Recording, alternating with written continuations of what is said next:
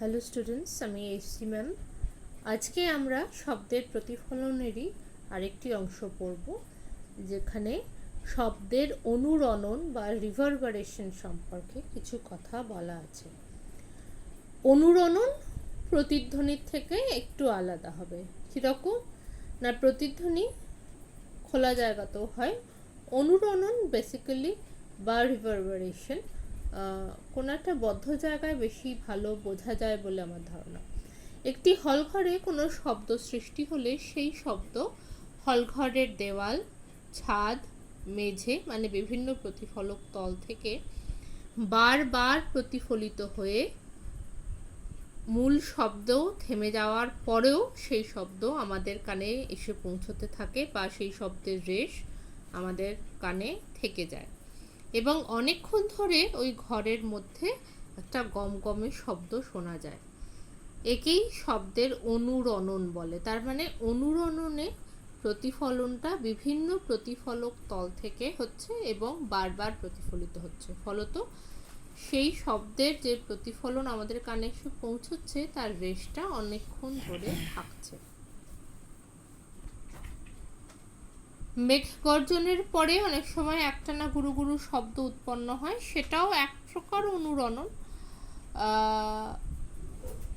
মেঘ গর্জনের মূল আওয়াজটা উৎপন্ন হওয়ার পর সেই শব্দ মেঘের বিভিন্ন স্তরে প্রতিফলিত হতে থাকে এবং অনেকগুলো প্রতিধ্বনিরও সৃষ্টি করে। অনেকগুলো প্রতিধ্বনি মিশে একটানা গুরু গুরু শব্দ উৎপন্ন হয়। তবে সেক্ষেত্রে অনেকবার মেঘ ডাকছে নাকি সেই শব্দটারই একটা উৎপন্ন শব্দরই প্রতিধ্বনি বারবার শোনা যাচ্ছে, সেইটা আইডেন্টিফাই করা আমাদের পক্ষে একটু মুশকিল। আচ্ছা, হলঘর বা যে কোনো অডিটোরিয়ামে অনুরণন হলে শব্দ স্পষ্টভাবে শুনতে পাওয়া যাবে না। তার মানে হচ্ছে যে আগের শব্দের রেশ যদি থেকে যায় আমাদের কানে, তাহলে পরের শব্দগুলো আমাদের কাছে ততটা ক্লিয়ার হবে না।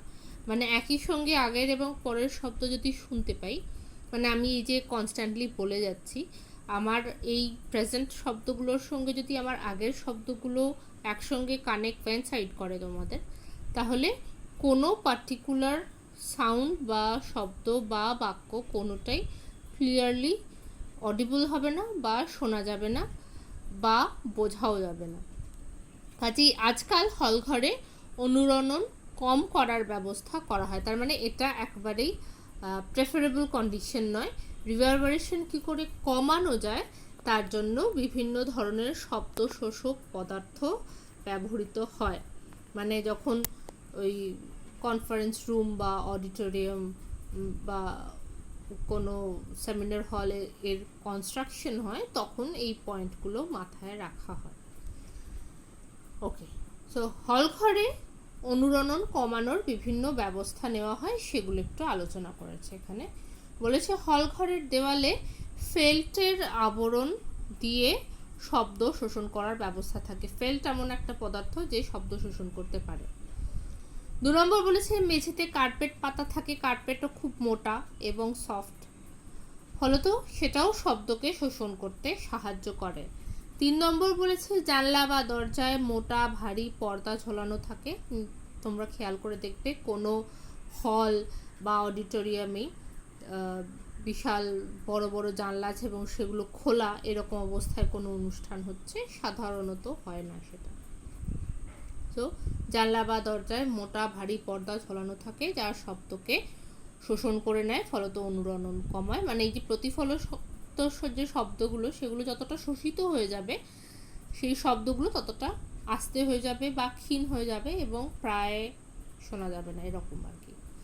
আচ্ছা, বসার যে চেয়ারগুলো তাতে মোটা গদি বা কুশন থাকে, সেগুলো শব্দ শোষণ করতে সাহায্য করে।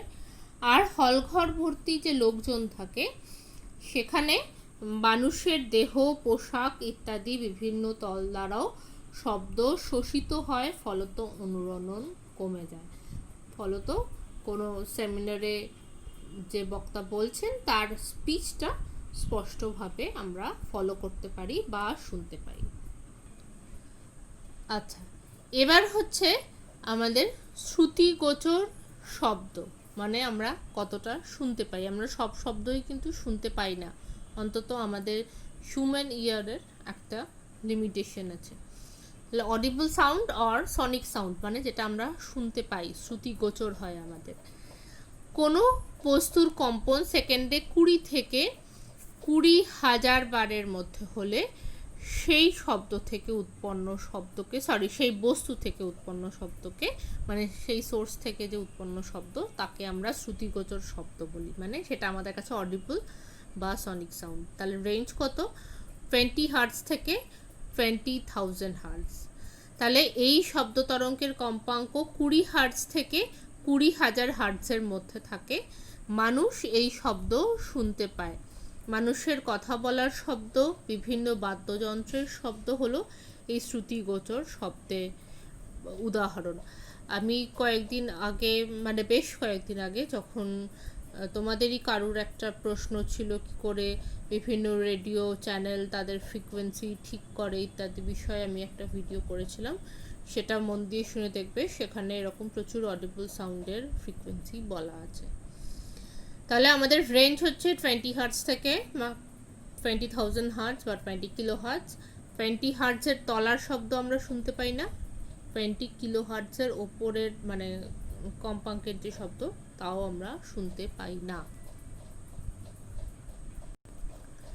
ওকে, এবার হচ্ছে শ্রবণের স্তর, মানে আমরা যা শুনতে পাই তার থেকে কম, ইনফ্রাসনিক সাউন্ড। কোনো বস্তুর কম্পন সেকেন্ডে 20 বারের কম হলে হতেই পারে, তাহলে সেই বস্তু থেকে উৎপন্ন শব্দ আমরা শুনতে পাবো না, একে আমরা বলবো শ্রবণেত্তর শব্দ।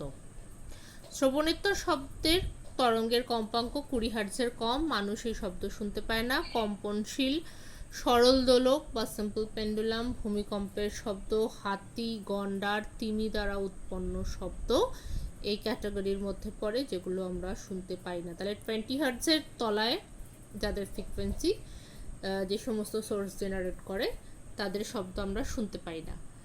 নেক্সট হচ্ছে শ্রবণোত্তর, আলট্রাসনিক, মানে আমরা যতটা রেঞ্জ হায়ার রেঞ্জে শুনতে পাই 20 কিলো হার্টজ, তার ওপরে যাদের ফ্রিকোয়েন্সি। কোনো বস্তুর কম্পন সেকেন্ডে 20,000 বারের বেশি হলে ওই বস্তু থেকে উৎপন্ন শব্দকে আমরা বলবো শ্রবণোত্তর শব্দ, মানে আমাদের রেঞ্জের বাইরে, সেটাও রেঞ্জের বাইরে। শ্রবণোত্তর শব্দের শব্দ তরঙ্গ কম্পাঙ্ক হচ্ছে 20,000 হার্টজের বা 20 কিলো হার্টজের বেশি। মানুষ এই শব্দ শুনতে পায় না।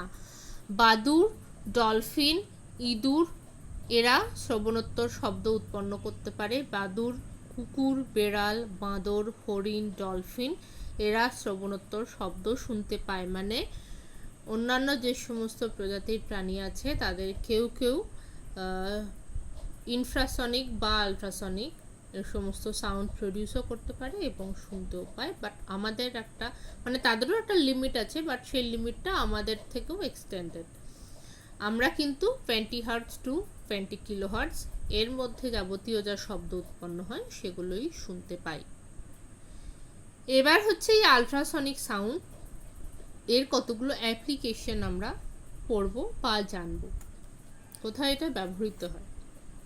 প্রথম যে অ্যাপ্লিকেশনটার কথা বলা আছে সেটা হচ্ছে সমুদ্রের গভীরতা মাপার জন্য।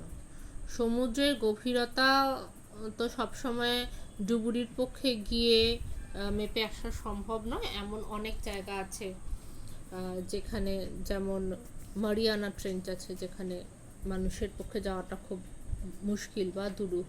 তো এরকম অনেক জায়গা আছে জলের তলায় যেখানে সরাসরি যাওয়া যায় না। তো সেক্ষেত্রে এই সমস্ত পদ্ধতি আমরা ব্যবহার করে থাকি বা পদ্ধতির কথা অন্তত এখানে শুনে থাকি। ওকে, তো আমরা একটু ছবিটা দেখে বোঝার চেষ্টা করি। বলছে যে জাহাজের এক প্রান্তে একটা শব্দ প্রেরক মানে একটা ট্রান্সমিটার রাখা হয়েছে, আর এক প্রান্তে একটা রিসিভার রাখা হয়েছে। তার মানে এখানে একটা ট্রান্সমিটার যে সাউন্ড ট্রান্সমিট করবে বা প্রডিউস করবে, এটা রিসিভার যে সাউন্ড রিসিভ করবে। এবার শব্দ যাবে দুটো পথে, একটা তো সোজা এ থেকে বি পথে যাবে, আর একটা এ থেকে সি হয়ে মানে যেখানে সমুদ্রের তলার তল সেখানে ধাক্কা খেয়ে সেই প্রতিফলিত শব্দটা আবার বিতে পৌঁছবে। তাহলে এ থেকে বিতে যেতে যতটা সময় লাগবে আর এ থেকে সি ঘুরে বিতে যেতে যতটা সময় লাগবে, ডেফিনেটলি দুটো টাইম আলাদা হবে। তাহলে দুটো টাইমের মধ্যে একটা ডিফারেন্স থাকবে, যেটা এখানে এই রিসিভিং এন্ডে সেটা মেজার করা যাবে বা মাপা যাবে। তাহলে বলছে উৎপন্ন শব্দ একবার এ থেকে সরাসরি বিতে যাবে, তাহলে বিতে প্রথমবার একটা সাউন্ড প্রডিউস হবে, আর একবার এই এ থেকে সি হয়ে এই সমুদ্রের তলদেশে প্রতিফলিত হয়ে শব্দ আবার বিতে পৌঁছবে, তখন সেই সাউন্ডটাও রেকর্ড হবে। তাহলে ইলেকট্রনিক যন্ত্রের সাহায্যে, স্বয়ংক্রিয় ইলেকট্রনিক যন্ত্রের সাহায্যে মাপা হয় বলে টি, এই যে টাইম গ্যাপটা, সেটা মাপা যায়। এবার বলছে ধরে নিচ্ছি আমরা সমুদ্রে জলের বেগ ভি। যেহেতু শব্দের বেগ মাধ্যমের উপর নির্ভরশীল, তো কাজেই সেক্ষেত্রে এখানে সমুদ্রের যে জল সেটা বাতাসের থেকে আলাদা বলে তার একটা নিশ্চয়ই সমুদ্রের জলের বেগ থাকবে, সেটা ভি। এ বি মানে যেখানে ট্রান্সমিটার আর যেখানে রিসিভার, যেখান থেকে জাহাজটা যখন সাউন্ড প্রডিউস করেছিল তখন যেখানে ছিল আর যেখানে গিয়ে রিসিভ করবে, এই ডিস্টেন্সটা বলছে এল। সি এন মানে যেটা আমরা মাপতে চলেছি এই পদ্ধতির সাহায্যে, সেটাই হচ্ছে যে এই যে তলে জাহাজটা আছে সেখান থেকে সমুদ্রের পৃষ্ঠতলে বাড়ে বা সবচেয়ে সমুদ্রের যে তলদেশ তার গভীরতা, সেটা হচ্ছে এইচ। আর বলছে ট্রান্সমিটার এবং রিসিভার যন্ত্র সমুদ্রের উপরিতলে থেকে এইচ গভীরতায় আছে। তাহলে এই যে যদি এটা আপার লেভেল হয়, তাহলে আপার লেভেল থেকে এক্স তলায় এই ট্রান্সমিটার আর রিসিভার আছে। তাহলে A N half of A B মানে L by two. A C হচ্ছে half of AC plus BC. এবার এসি প্লাস বিসি কত? V into T. ভি জলের বেগ আর টি হচ্ছে দুবার এই সাউন্ড প্রডিউস করার মধ্যে যে টাইম গ্যাপ। ওকে, তাহলে এসি বা সিবি হচ্ছে ভিটি বাই টু। এবার দেখতেই পাচ্ছি এটা আমাদের একটা সমকোণী ত্রিভুজ। তাহলে সমকোণী ত্রিভুজের এসিটা হচ্ছে অতিভুজ, এন হচ্ছে ভূমি আর সিএন হচ্ছে লম্ব। তাহলে এসি স্কোয়ার ইকুয়ালস টু হচ্ছে A N square plus CN square. তাই নিশ্চয়ই দেওয়া আছে N square plus CN square equals to AC square. তাহলে এন মানে হচ্ছে এল বাই টু, সিএন আমরা এইচ ধরে নিয়েছি, এসি আমাদের কাছে V into T by two, যেখানে ভি হচ্ছে জলের বেগ মানে সমুদ্রে জলের বেগ। তাহলে এইচ স্কোয়ার কত পাচ্ছি আমরা? VT by two whole square minus L by two whole square. তার মানে এইচ স্কোয়ার মানে হচ্ছে 1/4, কমন নিয়ে নিলে ভিটি square minus L square. So H হচ্ছে half under root VT square minus L square. এবার সমুদ্রের গভীরতা যদি টোটাল ডি হয়, তাহলে ডি মানে হচ্ছে এই আপার লেভেল থেকে X plus H, total depth. তাহলে X plus half under root VT square minus L square. তাহলে এই তিনটে জিনিস মাপা গেলে টিটা হচ্ছে সময়ের ব্যবধান, যেখানে প্রতিফলিত শব্দ এবং অরিজিনাল শব্দ এই দুটোর মধ্যে যে শব্দের ব্যবধান আর সময়ের ব্যবধান।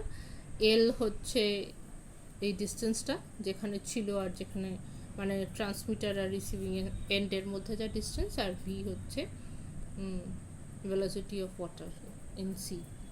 তাহলে এই কটা জিনিস জানা থাকলে আমরা সমুদ্রের গভীরতা সেক্ষেত্রে আল্ট্রাসনিক সাউন্ডের সাহায্যে মেপে ফেলতে পারব।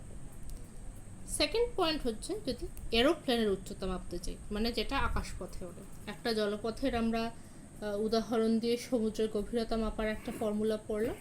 নেক্সটটা হচ্ছে আমরা আকাশপথে যে এরোপ্লেন ওড়ে সেটা মাটি থেকে কতটা ওপরে ওড়ে সেইটা determination of the height of an aeroplane, সেটা মাপারও একটা এখানে পদ্ধতির কথা বলা আছে বা এক্সপ্লেন করা আছে, সেটা আমরা এবার পড়ব। তাহলে বলছি শব্দের প্রতিধ্বনির সাহায্যে এরোপ্লেনের উচ্চতা নির্ণয় করা যায়। ধরা যাক একটা এরোপ্লেন মাটি থেকে এই উচ্চতায় যাচ্ছে, তাহলে এটা হচ্ছে মাটি, গ্রাউন্ড এখানে যাচ্ছে, তাহলে এই হাইটটা হচ্ছে সি, আর সরি এইচ, সি থেকে এন এই হাইটটা হচ্ছে এইচ। হাইট যেহেতু এইচ, এর আগে ডেপথ ছিল সেই জন্য আমরা ডি দিয়ে লিখেছিলাম। সো এই উচ্চতা দিয়ে ভি বেগে অনুভূমিক ভাবে এ থেকে বি এর দিকে উড়ে যাচ্ছে। ওকে, সো এই বিন্দুতে থাকাকালীন ধরা যাক এরোপ্লেন থেকে একটি শব্দ করা হলো এবং এরোপ্লেনটি যখন বিতে পৌঁছলো তখন সেই শব্দ মাটিতে প্রতিফলিত হয়ে এরোপ্লেনটিতে এসে পৌঁছলো। তার মানে শব্দ এখানে গ্রাউন্ডে স্ট্রাইক করে বা গ্রাউন্ডে রিফ্লেক্ট হয়ে আবার গিয়ে প্লেনে পৌঁছচ্ছে। মূল শব্দ এবং প্রতিধ্বনি শোনার মধ্যে সময়ের ব্যবধান ধরা যাক টি, এবং বায়ুতে শব্দের বেগ হচ্ছে ভি। তাহলে এখন AB equals to VT, AC plus CB হচ্ছে ক্যাপিটাল ভিটি। ক্যাপিটাল ভি আর স্মল ভি এর মধ্যে তফাৎ কি? তার কারণ হচ্ছে ক্যাপিটাল ভি ওরা লিখেছিল যে বেগে এরোপ্লেনটা যাচ্ছে, আর স্মল ভি এখানে ওরা ইন্ডিকেট করছে যে ভেলোসিটি অফ সাউন্ড। আচ্ছা,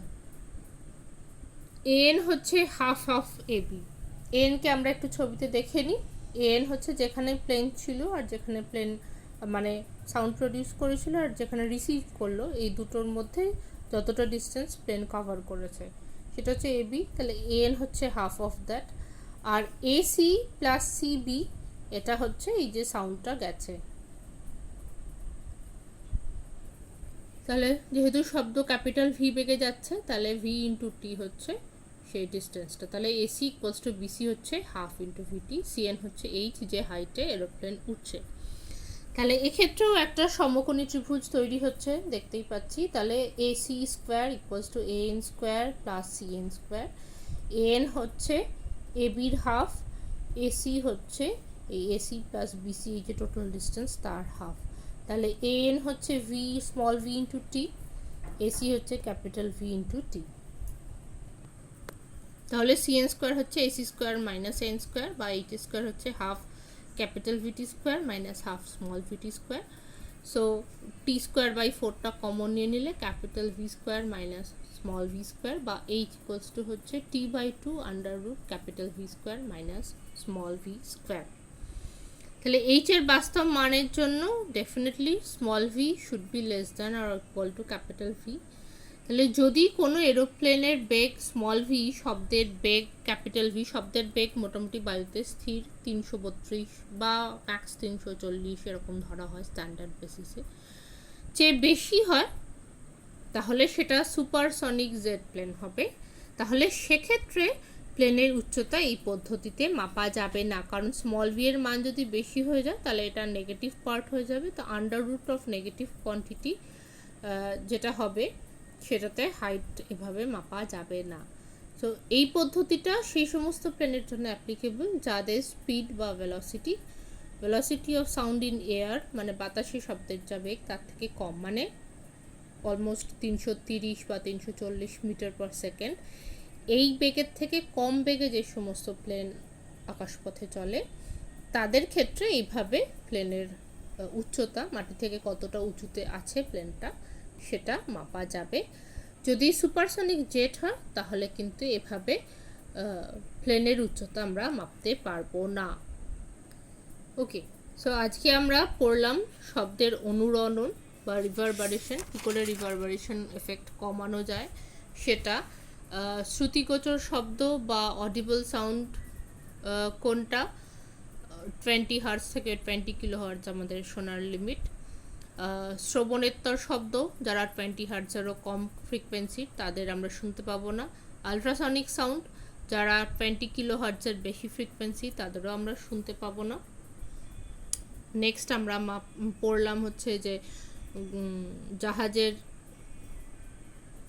সাহায্য, মানে জাহাজ যদি সমুদ্রে যায় তাহলে সেক্ষেত্রে আমরা সমুদ্রের গভীরতা কী করে মাপতে পারি, আর হচ্ছে যদি প্লেন আকাশপথে ওড়ে তাহলে সেক্ষেত্রেই বা আমরা কীভাবে প্লেনের উচ্চতা মাপতে পারি। তাহলে এই অবধি আমরা যে পড়লাম, এবং সেই প্লেনটা অবশ্যই সুপারসনিক জেট প্লেন হলে হবে না, এমনি যে প্লেনের গতিবেগ শব্দের গতিবেগের থেকে কম সেই সমস্ত ক্ষেত্রে এটা প্রযোজ্য। তাহলে এই দুটো অ্যাপ্লিকেশন আলট্রাসনিক সাউন্ডের আমরা আজকের ক্লাসে পড়লাম। Thank you.